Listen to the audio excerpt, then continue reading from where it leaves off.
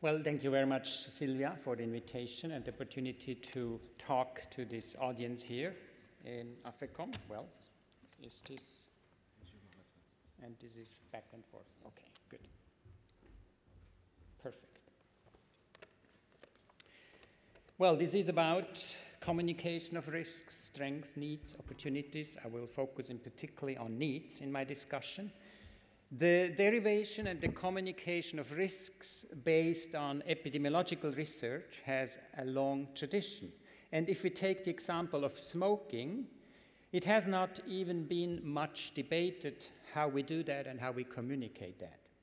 Such billboards are shown all over the world to communicate to people how many deaths to be attributable to smoking. These numbers are simple estimates of attributable risks, taking the association between smoking and death and the prevalence of smoking into account. In air pollution risk assessment and communication, many of us did the same. In modern days, I would say this started more or less with Bart Ostro's World Bank report on some methodological issues published around 1993.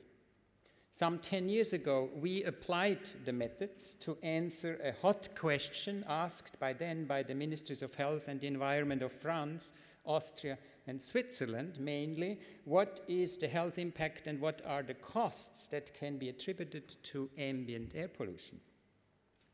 While I do not consider this my most important paper, it became indeed the most cited one of all I wrote so far. And why that? The numbers of attributable deaths, we were saying 40,000 attributable deaths per year, attributable to air pollution. These numbers, more than any other result in this same paper, kept the world media quite busy and interested for years.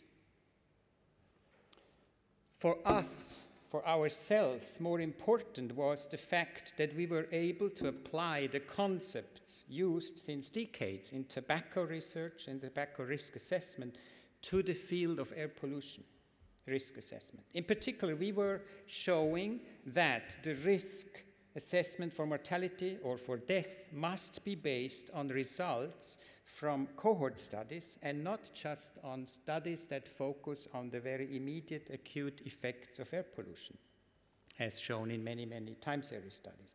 So at that time, this was actually a highly relevant discussion and also a controversial issue. I would say today, all would agree that yesterday's pollution cannot explain the total adverse effects of air pollution or morbidity and mortality, as there are pathologies supported by air pollution which take more time to happen and which actually would lead to this extreme of events like dying after quite some time and after the development of chronic pathologies. So the risk assessors must use the information that comes from cohort studies at least, such as, for example, of course, the famous American Cancer Society study that many of us in one way or the other have used in this risk assessment, saying that the risk goes up about 4% for each 10 microgram per cubic meter PM10, which is about 10 times bigger than the estimate based on yesterday's pollution and its impact on today's mortality. If policymakers ask about the total effect of air pollution, we must include both the acute and the long-term effects. And the question, though, is how to do this.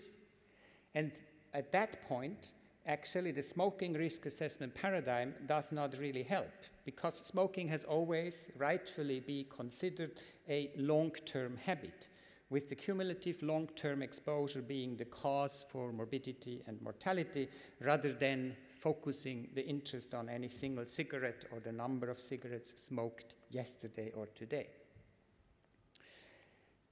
So how should we express this issue of death in a risk assessment framework?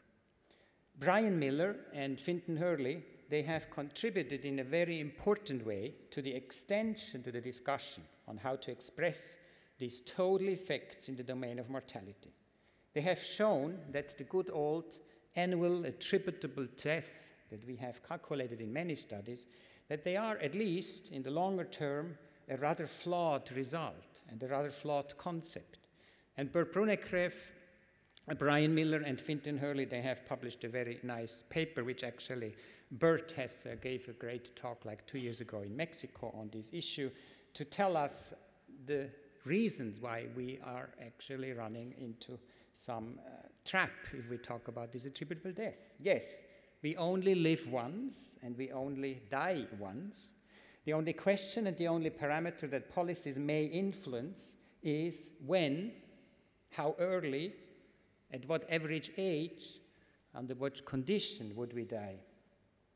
So while it is perfectly correct to say that if the following 12 months had like 10 micrograms lower PM10 concentrations, that we would also see a lower death rate and less people dying during these 12 months, it is also true that in the long run, this number of attributable deaths will not remain stable because the population changes if we remove or if we add risks. The population is aging.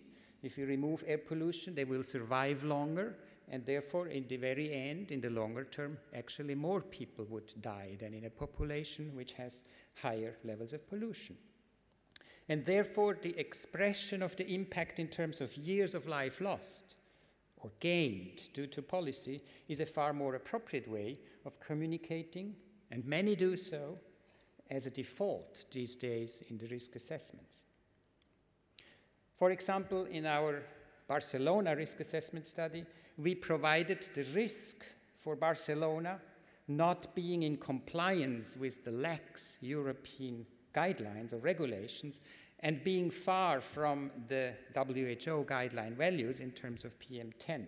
So we showed the attributable death, both now the acute fraction and in the big bars the total long-term fraction, attributable death due to these high levels of pollution. And we did show the years of life lost. So why do we still provide both measures? Why do we provide unsatisfactory measures like those here?